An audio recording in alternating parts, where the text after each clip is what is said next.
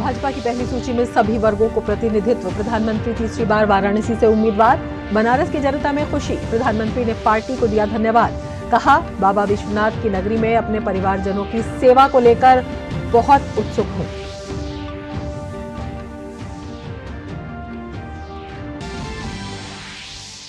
संदेश खाली पहुंची फैक्ट फाइंडिंग समिति। 24 और 25 फरवरी को पश्चिम बंगाल पुलिस ने जाने से रोका था। अदालत के आदेश के बाद 6 सदस्यीय टीम को मिली अनुमति। समिति में पूर्व जज, पूर्व ब्यूरोक्रेट, वरिष्ठ पत्रकार, वकील, मानवाधिकार कार्यकर्ता शामिल।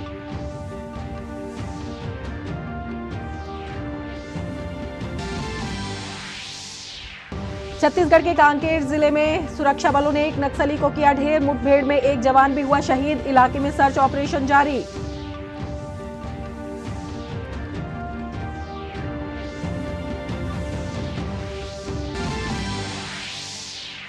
पाकिस्तान की संसद में आज होगा प्रधानमंत्री पद का चुनाव। पाकिस्तान मुस्लिम लीग नवाज और पीपीपी के संयुक्त प्रत्याशी शहबाज शरीफ हैं सबसे प्रबल दावेदार।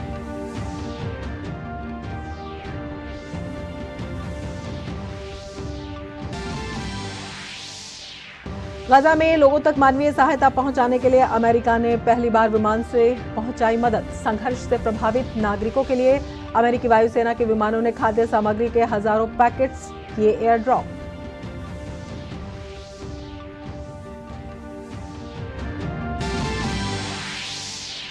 और उत्तर भारत में बदला मौसम का मिजाज। दिल्ली एनसीआर समेत उत्तर भारत के कई क्षेत्रों में बारिश। उत्तर प्रदेश के कुछ शहरों में बारिश के साथ गिरे ओले। शिमला के नारकंडा में ताजा बर्फबारी। रामबन और बनिहाल के बीच कई हिस्सों में भूस्खलन के कारण जम्मू श्रीनगर राष्ट्रीय राजमार्ग बंद।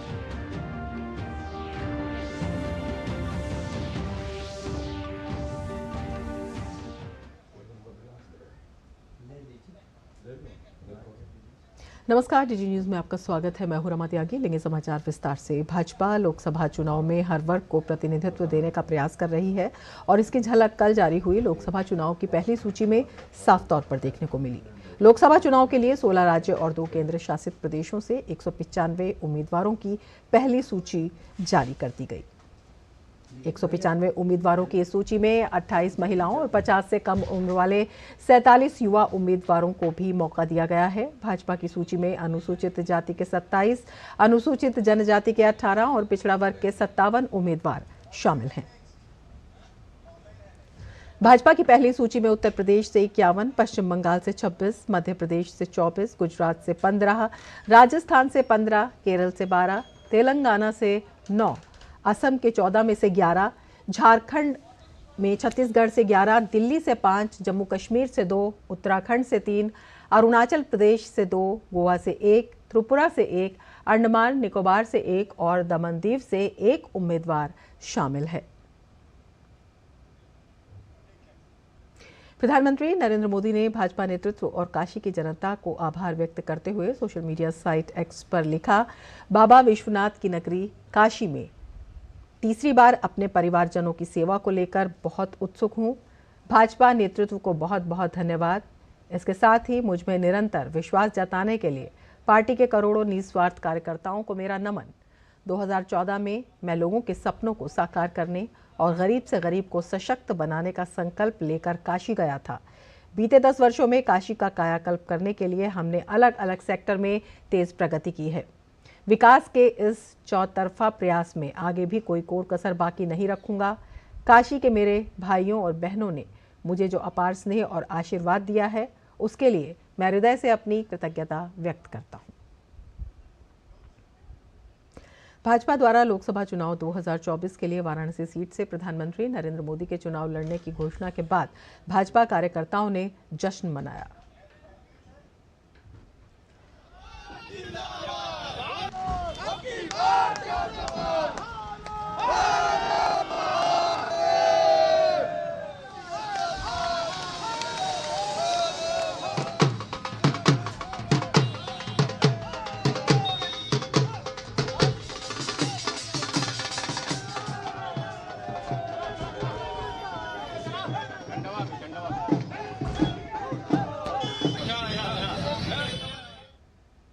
आज दुनिया भर में वर्ल्ड वाइल्ड लाइफ डे मनाया जा रहा है। प्रधानमंत्री नरेंद्र मोदी ने अपने सोशल मीडिया प्लेटफॉर्म एक्स पर लिखा, उन्होंने लिखा, विश्व वन्य जीवन दिवस पर सभी वन्यजीव प्रेमियों को बधाई। ये हमारे ग्रह पर जीवन की अविश्वसनीय विविधता का जश्न मनाने और इसकी रक्षा के प्रति हमारी प्रतिबद्धता को दोहराने का दिन है। मैं उन सब की सराहना करता हूं जो वन्यजीव संरक्षण के प्रयासों का समर्थन कर रहे हैं। केंद्रीय निर्वाचन आयोग का दल आज से पश्चिम बंगाल के 3 दिवसीय दौरे पर है। निर्वाचन आयोग की टीम राजनीतिक दलों और राज्य के मुख्य निर्वाचन अधिकारी के साथ बैठक करेगी। यात्रा का उद्देश्य मुख्य रूप से राज्य में कानून व्यवस्था की स्थिति और आगामी लोकसभा चुनाव के मद्देनजर तैयारियों का जायजा लेना है। इस दौरान निर्वाचन आयोग का दल राज्य के सभी राजनीतिक दलों के साथ बैठक करेगा और सभी जिलाधिकारियों और पुलिस अधीक्षकों के साथ चर्चा करेगा।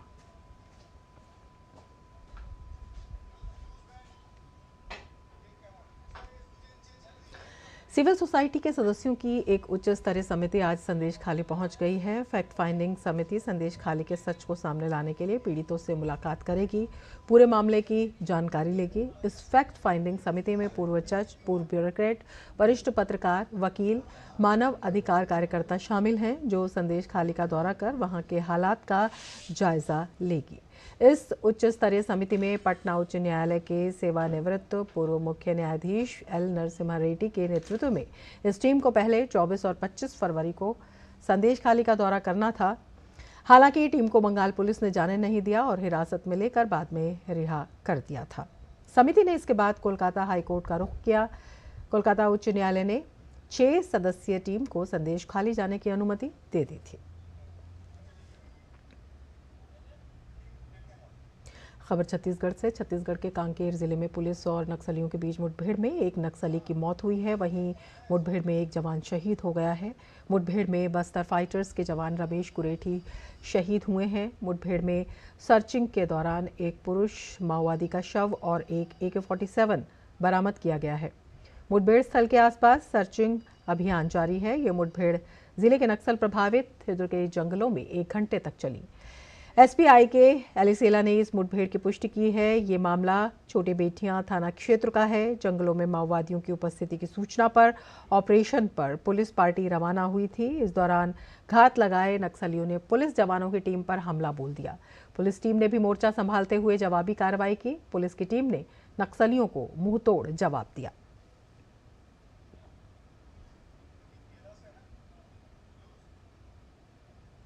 CBI ने मणिपुर के विष्णुपुर पुलिस शस्त्रागार से हथियार और गोला बारूद की लूट के मामले में 7 आरोपियों के खिलाफ आरोप पत्र दाखिल किया है। अधिकारियों ने रविवार को ये जानकारी दी। CBI ने हाल में असम के गुवाहाटी में कामरूप में मुख्य न्यायिक मजिस्ट्रेट की अदालत के समक्ष अपना आरोप पत्र दाखिल किया। आरोपियों ने पिछले साल 3 अगस्त को बिष्णुपुर के नारायण सीना में द्वितीय इंडियन रिजर्व बटालियन मुख्यालय के 2 कमरों से 300 से अधिक हथियार, 19,800 गोलियां और अन्य सामान लूट लिया था। मध्य प्रदेश के मुख्यमंत्री डॉक्टर मोहन यादव ने रीजनल इंडस्ट्री कॉन्क्लेव 2024 के दौरान एयर एम्बुलेंस सेवाओं का उद्घाटन किया। हेली एम्बुलेंस और फिक्स्ड विंग एयर एम्बुलेंस एवं प्रशिक्षित डॉक्टरों और पैरामेडिक्स की उपलब्धता वाली इस व्यापक सेवा का लक्ष्य सभी जिलों और प्रशासनिक प्रभागों को कवर करना है। हेलीकॉप्टर में 1 स्ट्रेचर और आवश्यक चिकित्सकीय उपकरण होंगे। इसके साथ ही इसमें 1 से 2 चिकित्सा कर्मियों के साथ एक मरीज के परिवहन की सुविधा होगी। वहीं केंद्रीय नागरिक उड्डयन मंत्रालय ने भारत के अन्य शहरों में भी हेलीकॉप्टर आपातकालीन चिकित्सा सेवाओं के लिए पायलट प्रोजेक्ट की शुरुआत की है। उत्तराखंड में इस हेलीकॉप्टर को एम्स ऋषिकेश में तैनात किया जाएगा, जहां से इसे 150 किलोमीटर के दायरे में कहीं भी सेवाएं उपलब्ध होंगी। बुलेटिन में आगे बढ़ने से पहले लेंगे एक ब्रेक। आप देखते रहिए DD न्यूज।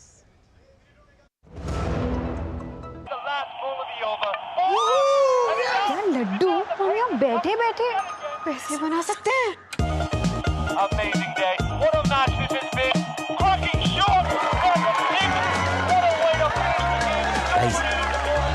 मैं तुम्हारे बिजनेस आइडिया का बड़ा फैन।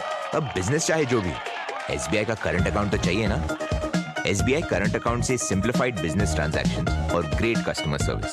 SBI देश का फैन। देखो यार, जिंदगी का कोई भरोसा नहीं।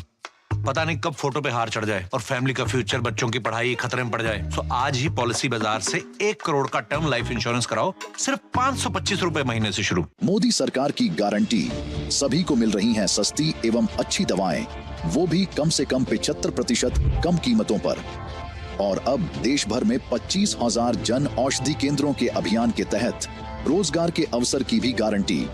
केंद्र संचालकों को 5 लाख से 7 लाख रुपए तक की वित्तीय सहायता का भी प्रावधान। जन औषधि केंद्र खोलने के लिए ऑनलाइन आवेदन www.janaushadhi.gov.in पर आमंत्रित हैं।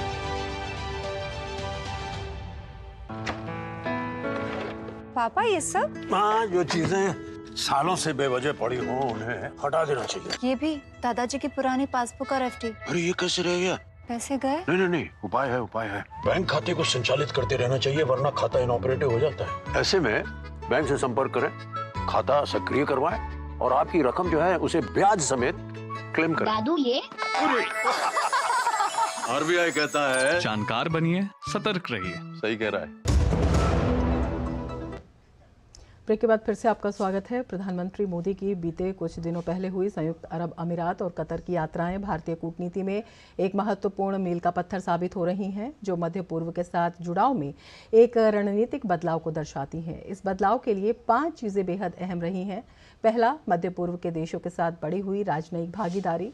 दूसरा, क्षेत्र को लेकर एक व्यापक राजनीतिक एजेंडा।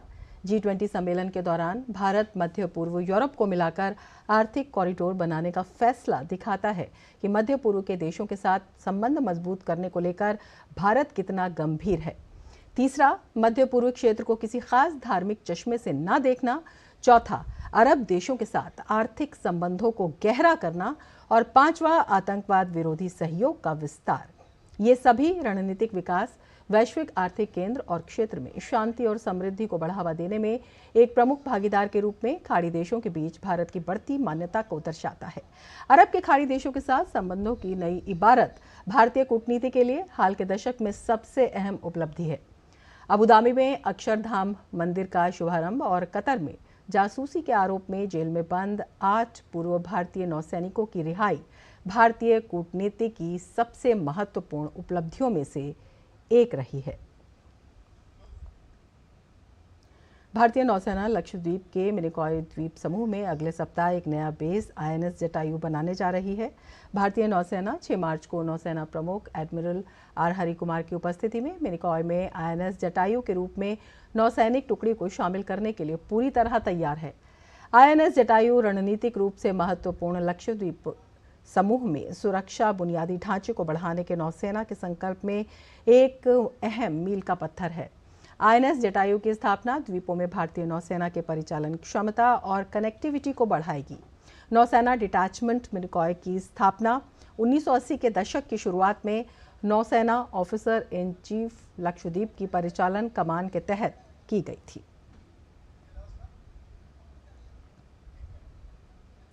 प्रधानमंत्री नरेंद्र मोदी ने सहकारी क्षेत्र में दुनिया की सबसे बड़ी अनाज भंडारण योजना स्थापित करने की घोषणा की है। प्रधानमंत्री ने ये घोषणा ऐसे समय में की है जब पंजाब में किसान 23 फसलों के लिए न्यूनतम समर्थन मूल्य की कानूनी गारंटी की मांग कर रहे हैं। साफ है कि सरकार किसानों के सरोकार के लिए हर संभव प्रयास कर रही है।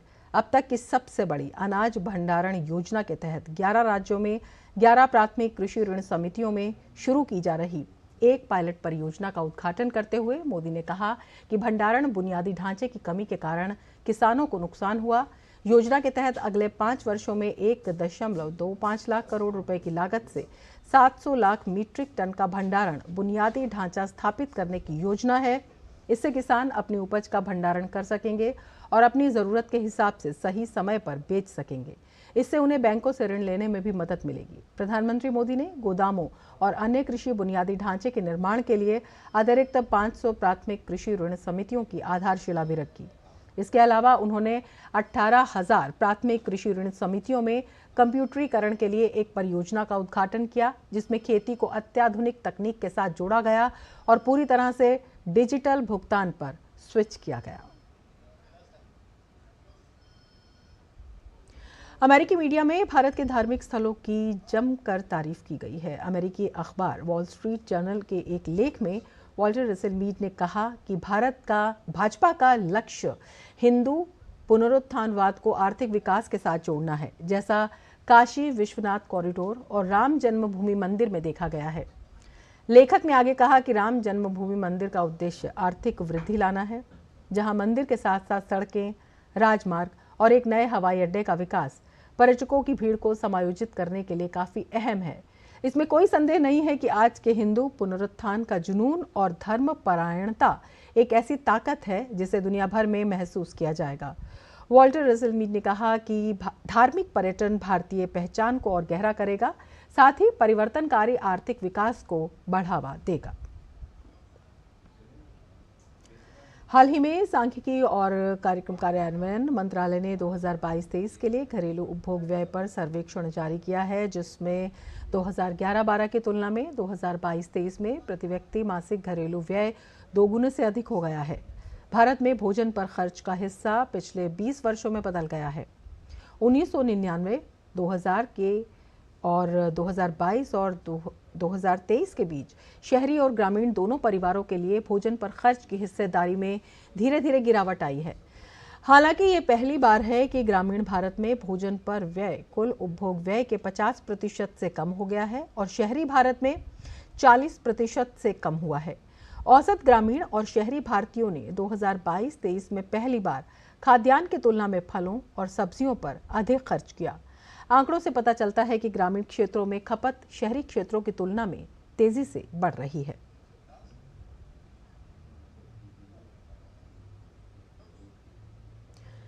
नीति आयोग के सीईओ ने कहा कि नवीनतम घरेलू उपभोक्ता व्यय सर्वेक्षण से संकेत मिलता है कि भारत का गरीबी स्तर 5% से नीचे गिर गया है। इसके साथ ही ग्रामीण और शहरी दोनों क्षेत्रों में लोग अधिक समृद्ध हो रहे हैं। एनएसएसओ द्वारा जारी आंकड़ों के अनुसार प्रति व्यक्ति मासिक घरेलू खर्च बढ़ा है, जो 2011-12 की तुलना में 2022-23 में 2 गुने से अधिक हो गया है, जो देश में समृद्धि के बढ़ते स्तर को दर्शाता है। नीति आयोग के सीईओ ने कहा कि उपभोक्ता व्यय सर्वेक्षण सरकार द्वारा उठाए गए गरीबी उन्मूलन उपायों की सफलता को भी दर्शाता है। सर्वेक्षण में जनसंख्या को 20 अलग अलग श्रेणियों में बांटा गया और आंकड़ों से पता चला कि सभी श्रेणियों के लिए औसत प्रति व्यक्ति मासिक व्यय ग्रामीण क्षेत्रों में 3,773 रुपये और शहरी क्षेत्रों में 6,459 रुपये है। बुलेटिन में अब लेते हैं एक ब्रेक। आप देखते रहिए डीडी न्यूज। मोदी सरकार की गारंटी, सबका अपने पक्के घर का सपना होगा पूरा। 4 करोड़ पक्के घरों का निर्माण, हमारा संकल्प विकसित भारत।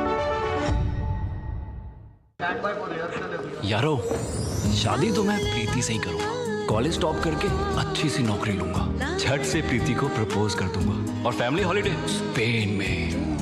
वाह यार, मैं तेरी प्लानिंग का बड़ा फैन।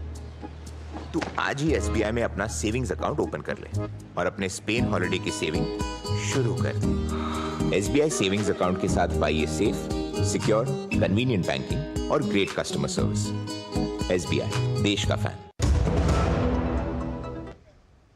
ब्रेक के बाद फिर से आपका स्वागत है। उत्तर भारत में मौसम का मिजाज बदला हुआ है। शनिवार देर रात दिल्ली एनसीआर समेत कई राज्यों में जमकर बारिश हुई। तेज बारिश होने से ठंड बढ़ गई। दिल्ली एनसीआर समेत उत्तर भारत के कई क्षेत्रों में बरसात अभी भी जारी है। मौसम विभाग ने कहा कि दिन में भी बादल छाए रहेंगे। दिल्ली एनसीआर के तापमान में और गिरावट का अनुमान है। मौसम विभाग की माने तो आने वाले दिनों में मौसम स्थिर रह सकता है। हिमाचल में शनिवार को अधिकतर स्थानों पर वर्षा और हिमपात के कारण ठंड बढ़ गई। वहीं उत्तराखंड के हरिद्वार के कई क्षेत्रों में बारिश के साथ ओलावृष्टि हुई। हालांकि मौसम विभाग के अनुसार हिमालयी क्षेत्रों में आज से भारी बारिश और बर्फबारी कम हो सकती है। उत्तर प्रदेश में कानपुर शहर के कुछ हिस्सों में बारिश के साथ ओलावृष्टि हुई। पश्चिमी विक्षोभ के सक्रिय होने के साथ कुछ दिन पहले रात से शुरू हुई बूंदाबांदी कल सुबह वर्षा में बदल गई। कल सुबह से रात तक 11 मिलीमीटर वर्षा दर्ज की गई। कल शुरू हुई वर्षा गेहूं और अन्य फसलों के लिए अच्छी मानी जा रही है। इसके बाद खेतों में सिंचाई की जरूरत नहीं रही। इलाके में न्यूनतम तापमान 9.4 डिग्री से बढ़कर 18.4 पर पहुंच गया। हिमाचल प्रदेश में मौसम ने करवट ली है। हिमाचल प्रदेश के कुल्लू जिले के रोहतांग क्षेत्र में बर्फ की सफ़ेद चादर बिछ गई है। रोहतांग क्षेत्र में ताज़ा बर्फबारी हुई, जिसके बाद इलाका बर्फ की चादर से ढक गया। इससे पहले मनाली में भी बर्फबारी हुई थी। मनाली के सभी पर्यटन स्थल बर्फ से ढक गए। वहीं शिमला के नारकंडा में भी ताज़ा बर्फबारी हुई। और जम्मू कश्मीर में खराब मौसम एक बार फिर आफत लेकर आया। रामबन और बनिहाल के बीच कई हिस्सों में भूस्खलन, कीचड़ और पहाड़ों से पत्थर गिरने के कारण जम्मू श्रीनगर राष्ट्रीय राजमार्ग बंद हो गया है। श्रीनगर लेह राष्ट्रीय राजमार्ग पहले से ही बंद है। राजौरी के मनूरगाल इलाके में पहाड़ से पत्थर गिरने पर मेटाडोर सवार 6 यात्री घायल हो गए। पुंछ के मंडी में 2 और कठुआ के बनी में 4 कच्चे मकान गिर गए। तूफान से पुंछ क्षेत्र में एक स्कूल की छत उड़ गई, जबकि जम्मू संभाग के कई जिलों में स्कूल बंद रहे। संभाग के कई नदी नाले उफान पर हैं। आगे बढ़ते हैं। पाकिस्तान की संसद में आज प्रधानमंत्री पद का चुनाव होगा। भारतीय समय अनुसार सुबह 11:30 बजे नेशनल असेंबली का सत्र शुरू हुआ। नवाज शरीफ की PMLN और बिलावल भुट्टो की PPP पार्टी ने बहुमत हासिल करने के लिए गठबंधन किया है। इस गठबंधन ने नवाज के छोटे भाई और पूर्व प्रधानमंत्री शहबाज शरीफ को PM पद का उम्मीदवार घोषित किया है। वहीं इमरान खान के समर्थन वाले सांसद अब सुन्नी इत्तेहाद काउंसिल पार्टी का हिस्सा हैं। उन्होंने इमरान खान के अप्रूवल के बाद उमर अयूब को PM पद का उम्मीदवार बनाया है। प्रधानमंत्री चुने जाने के लिए एक उम्मीदवार को 336 संसद में 169 वोट प्राप्त करने होंगे। PMLN और पाकिस्तान पीपल्स पार्टी सहित तो उसके सहयोगियों का दावा है कि उन्हें 200 से अधिक सांसदों का समर्थन प्राप्त है। वहीं इमरान खान की PTI समर्थित स्वतंत्र उम्मीदवारों ने 8 फरवरी के चुनाव में 93 सीटें जीती हैं। इस बीच पाकिस्तान मुस्लिम लीग नवाज के सरदार अयाज सादिक को कल नेशनल असेंबली के 22वें स्पीकर के रूप में चुना गया। स्पीकर का चुनाव गुप्त मतदान के माध्यम से कराया गया।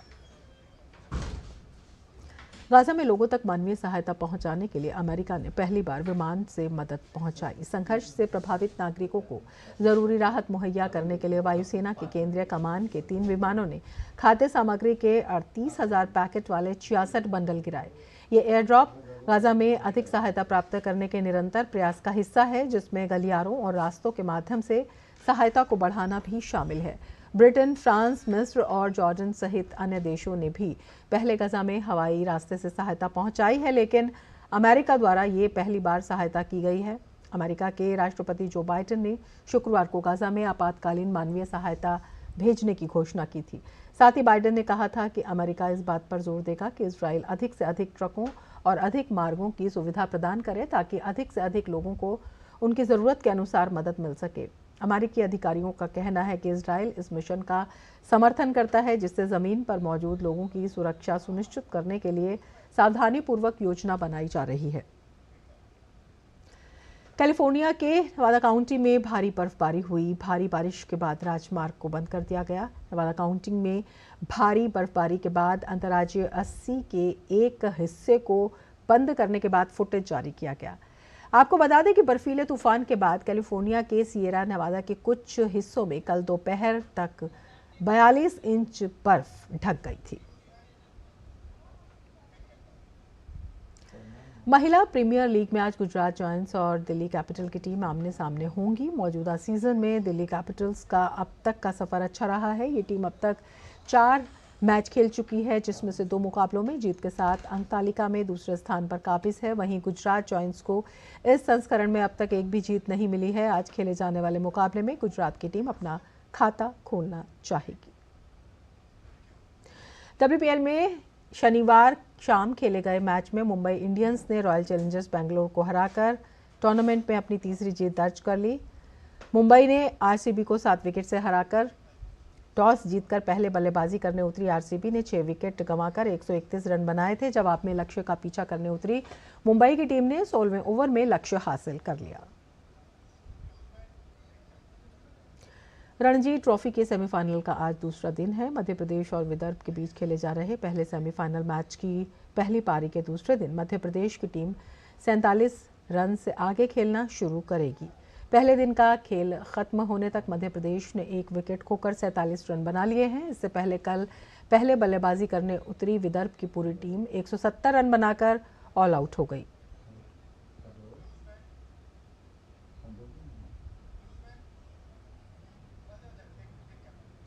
वहीं दूसरे सेमीफाइनल में पहले दिन का खेल खत्म होने तक मुंबई ने 2 विकेट खोकर 45 रन बना लिए थे। आज जब टीम मैदान पर उतरेगी तो उसकी कोशिश लय में आने की होगी। इससे पहले तमिलनाडु ने पहले बल्लेबाजी करते हुए अपनी पहली पारी में 144 रन बनाए। तमिलनाडु की तरफ से टॉप स्कोरर विजय शंकर रहे, उन्होंने 44 रन बनाए। वहीं वॉशिंगटन सुंदर ने 43 रन की पारी खेली। दिल्ली विकास प्राधिकरण द्वारा 2 दिवसीय पलाश फ्लावर फेस्टिवल 2024 का आयोजन किया गया। फूलों के इस उत्सव को राष्ट्रीय राजधानी में डीडीए ग्रीन्स शिवाजी मार्ग पर मनाया जा रहा है। देखिए ये खास रिपोर्ट।